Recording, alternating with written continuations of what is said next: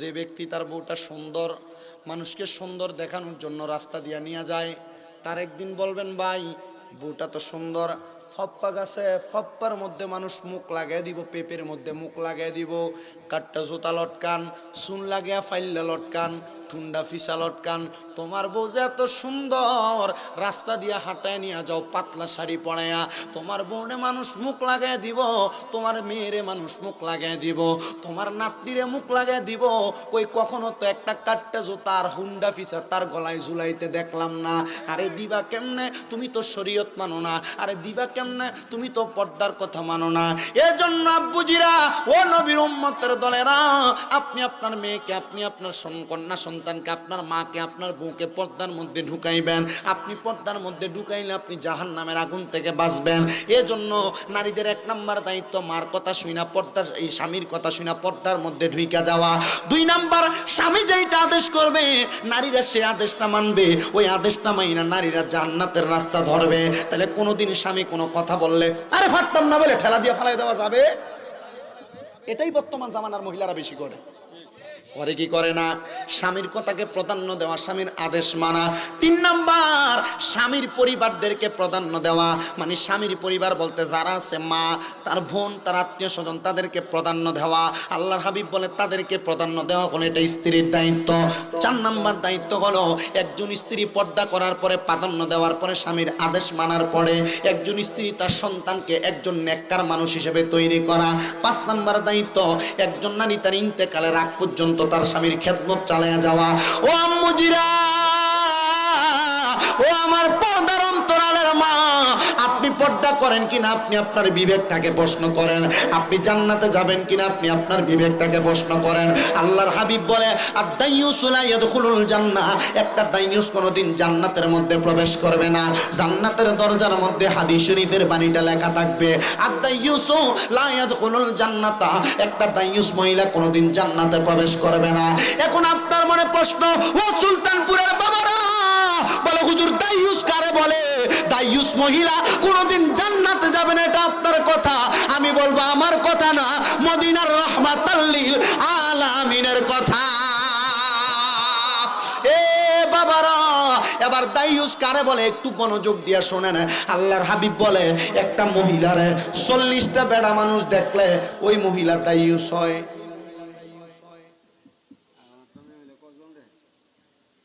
একটা মহিলাকে কয়জন বেড়া মানুষ দেখলে দাইয়ুস হয়? একটা জবান বন্ধ রাখবেন না, সবাই বলেন। একটা মহিলাকে কয়জন বেড়া মানুষ দেখলে দাইয়ুস হয়? জোরে। আপনার মা, আমার মা, আপনার বোন, আমার বোন, আপনার স্ত্রী, আমার স্ত্রী, আপনার মেয়ে, আমার মেয়ে, 40 জন দেখছে কিনা আপনারা যাচাই করেন। এখানে যারা পর্দার আড়ালে মা আছেন, আপনাদেরকে 40টা বেড়া দেখছে কিনা আপনারা বিচার করেন। আপনি 40টা বেড়া দেখে থাকলে আপনি দাইয়ুস, আপনি জান্নাতে যাবেন না। কথা ক্লিয়ার?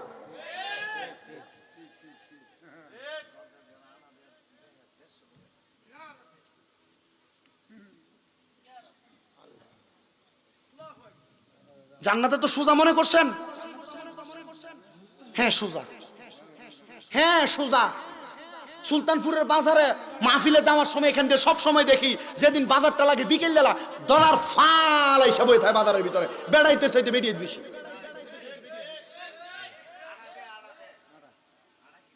আড়া কিনে সিরিয়াল টিসিবির মাল কিনে বেরিয়েতে যায়। আল্লাহর গজব পড়তো না এটির উপরে, ঠান্ডা পড়তো না এটির উপরে।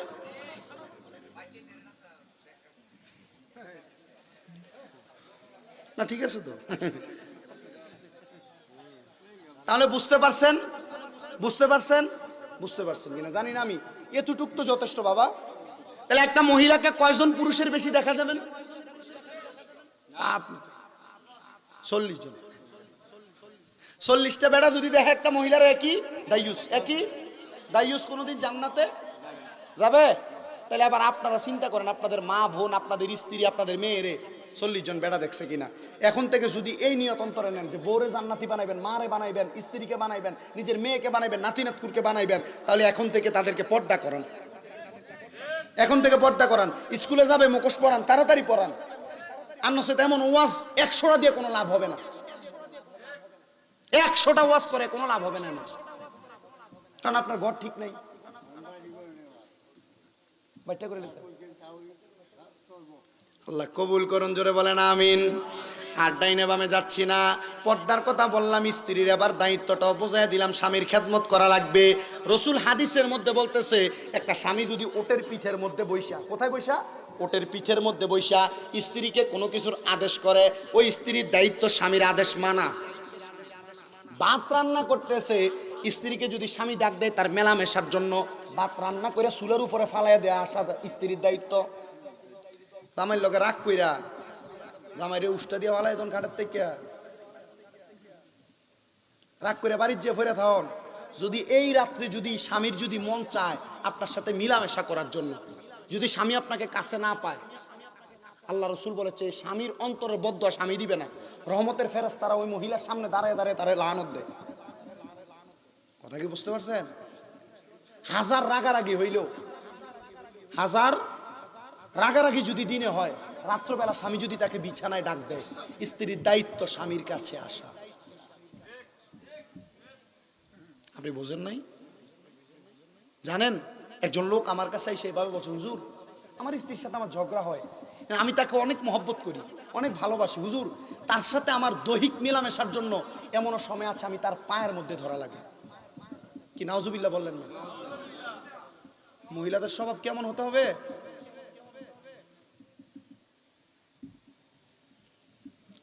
এজন্য রান্না করার কাজেও যদি স্ত্রী থাকে, স্বামী ডাক দিলে রান্না ফেলে দিয়ে স্বামীর কাছে আসতে হবে। হযরতে ইমাম কাসেম দায়িত্ব পালন করতেছেন, মনে আছে ওয়াজ? বিবাহ করে দুইজনকে ঘরে ঢুকিয়ে দিলেন। হযরতে সকিনাকে বলতেছে, সকিনা তোমার প্রতি আমার 1 নাম্বার দায়িত্ব তোমার মোহরানা আদায় করা। আমি তোমার মোহরানা আদায় করতে পারবো কিনা আমার জানি না, তবে আমি একটা কথা বলতে, সুলতানপুর দক্ষিণ খানপাড়া মীর কাসেম খানের বাড়ির পাশে 10 মুহররম শাহাদাতে কারবালা দিবস, মুসলিম মিল্লাতের মহান জাতীয় শহীদ দিবস উপলক্ষে এই খানপাড়ার যুবক বৃন্দের উদ্যোগে 6তম সালাতু সালাম সুন্নি সম্মেলনে যারা উপস্থিত হইলেন, আপনারা কেউ জবানটা বন্ধ রাখবেন না, জবানটা ছেড়ে দিয়ে বলেন, বাবা আমাদের এই জবান যিনি দিছেন তিনার নাম কি? আল্লাহর দোহাই ওই আল্লাহর নাম ডান হাত তুলে জোরে বলেন আল্লাহ। এ আওয়াজ মানি না, আরো মুহাব্বতের আওয়াজে বলেন আল্লাহ। 2টা হাত তুলে পড়েন ইয়া রাসূলুল্লাহ, আরো মায়ার সুরে পড়েন ইয়া রাসূলুল্লাহ, এবার উচ্চ কণ্ঠে পড়েন ইয়া ওলি আল্লাহ। বাবানো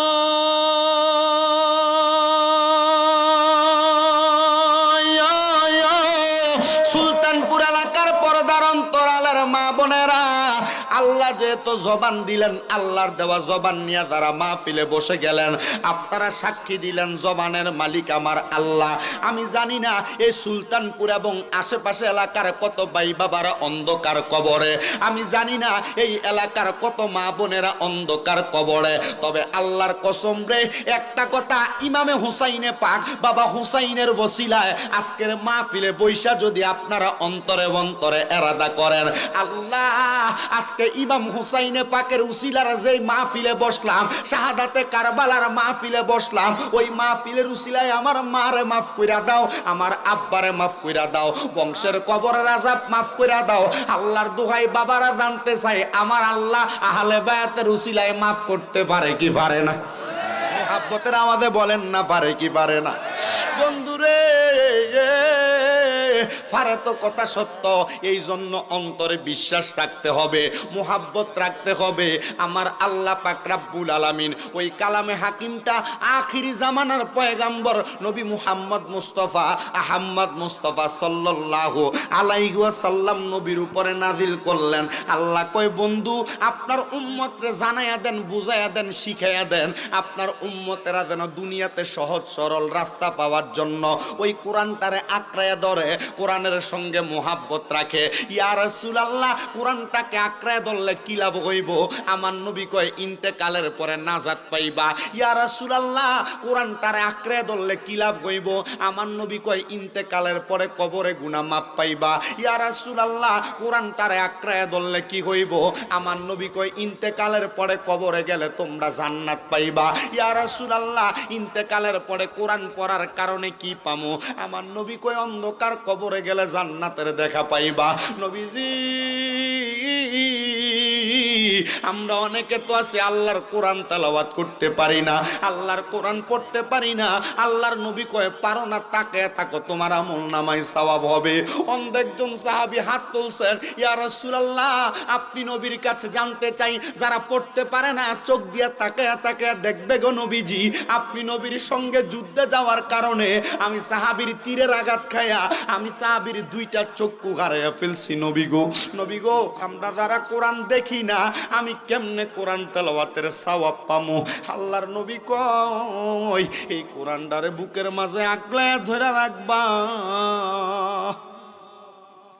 ধরে রাখলে তোমরা আমলনামার মধ্যে সওয়াব পাইবা। সুলতানপুর এলাকার আম্মুজিরা গো, মাইকের আওয়াজ তোমরা কানে যায় কিনা জানি না, যদি শামিমরা যায় গুনাহগার তোমাদের একটা সন্তান হিসেবে পায়ে হাত দিয়া বলি, মা, মাইকের আওয়াজ যদি তোমাদের কানে যায়, আগে মুরব্বীরা ফজরের নামাজ পড়া বাড়ির আনাসে কানাসে দিয়া বাড়ির দিকে যাবার সময় এই ঘরের মধ্যে গুনগুন গুনগুন কোরআন তেলাওয়াতের আওয়াজ শুনতো। এখন আর কোরআন তেলাওয়াতের আওয়াজ শোনা যায় না, নাক ডাকার আওয়াজ শোনা যায়। হাম্মুজিরা, মসজিদের ইমামরা ডাক দিয়া 200-300 টাকা দিয়া মিলাদ পড়াও বরকতের জন্য, কিন্তু তুমি সকালবেলা ঘরের মধ্যে কোরআন তেলাওয়াত করো না, লাভ কি হইব? নিজে ঠিক না হইয়া অন্যরে দিয়া নিজের ঘরের মধ্যে যদি আপনি বেশি বরকতের আশা করেন, আল্লাহর নবী কই উম্মত, এই জন্য বরকতের আশায় বেশি বেশি আল্লাহর কোরআন তেলাওয়াত করো। আমি সুলতানপুরের বাবাদেরকে বলবো, মুহাব্বত নিয়ে একটু আল্লাহ পাকের কোরআন তেলাওয়াত করেন আর জোরে জোরে পড়েন, আউযু বিল্লাহি মিনাশ শাইতানির রাজিম বিবারাকাতি বিসমিল্লাহির রাহমানির রাহিম ওয়াকরনা ফি বুয়ুতিকুন্না ওয়ালা তাবাররাজনা তাবাররুজাল জাহিলিয়াতিল উলা। وقال تعالى في كلامه المجيد وفي فرقانه الحميد قل لا أسألكم عليه أجرا إلا المودة في القربى.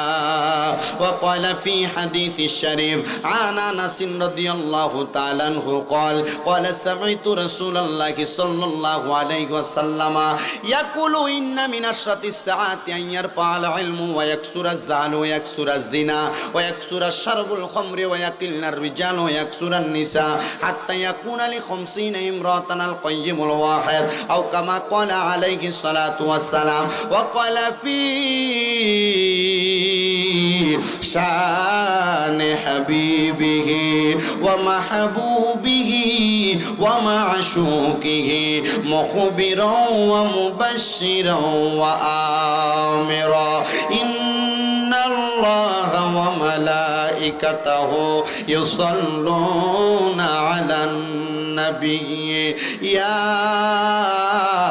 أيها الذين آمنوا صلوا عليه وسلموا تسليما. اللهم صل على আল্লাহ রসুল বলছে একজন নারীর জন্য 4 জন ব্যক্তি জাহান্নামে যাবে। জোরে বলেন কয়জন? ফর্দার ওয়াজ, একজন নারীর জন্য কয়জন ব্যক্তি জাহান্নামে যাবে? 1 নাম্বার, একজন নারীর জন্য তার বাবা জাহান্নামে যাবে। বলেন কে যাবে? কেন যাবে? তার বাবার নেতৃত্বে এই নারী যতদিন ছিল তার বাবা তাকে পর্দা করায় নাই। 2 নাম্বার, তার বাবা ইন্তেকাল করেছে। একজন নারীর জন্য তার বড় ভাই অথবা তার ভাইরা জাহান্নামে যাবে। কেন? তার ভাইরা তাকে পর্দা করায় নাই, তার ভাইরা তাকে শেষ। 3 নাম্বার, একজন নারীর জন্য তার স্বামী জাহান্নামে যাবে। কেন? বিবাহ হওয়ার পর তার স্বামী তাকে পর্দা করায় নাই। 4 নাম্বার, একজন নারীর কারণে তার সন্তান জাহান্নামে যাবে। কে যাবে? সন্তান জাহান্নামে যাবে। কেন? তার বাবা না থাকা সত্ত্বেও ওই সন্তান তার মারে পর্দা করায় নাই। পর্দা কাহাকে বলে? 14 জন পুরুষ ব্যতীত অন্য কোন পুরুষ মানুষের সামনে যাওয়া আল্লাহ রাসূল হারাম করেছেন। তো যদি জিগায় বাতিজা, তুমি তোমার নতুন বিয়া করলা, বউটারা রাস্তা দিয়ে কেন হাঁটে নাও? নতুন বিয়া করছি, মানুষ দেখতেই পারে। মা, সুন্দর বউ, মানুষ দেখতেই পারে, বাহাদুরি কত সুন্দর। তো একদিন জিগাইলাম, সুন্দর কথা, আচ্ছা আমরা এলাকার ভিতরে ফাপ্পা গাছ আছে না নাই? ফেফে গাছ, ফেফে গাছে ফেফে 2টা 3টা ধরার পরে কি লাগাই দেয় মানুষ, দেখবেন মাঝে মাঝে জোতার কাঠটা ঝুলিয়ে দেয়, ঠুন্ডা ফিসা ধরে দেয়, ফাইল্লা চুন লাগাই দেয়া দেয়, দেয় না? দেয় কি দেয় না? 1 নাম্বার, স্ত্রী স্বামীর আদেশ মোতাবেক পর্দা করবে।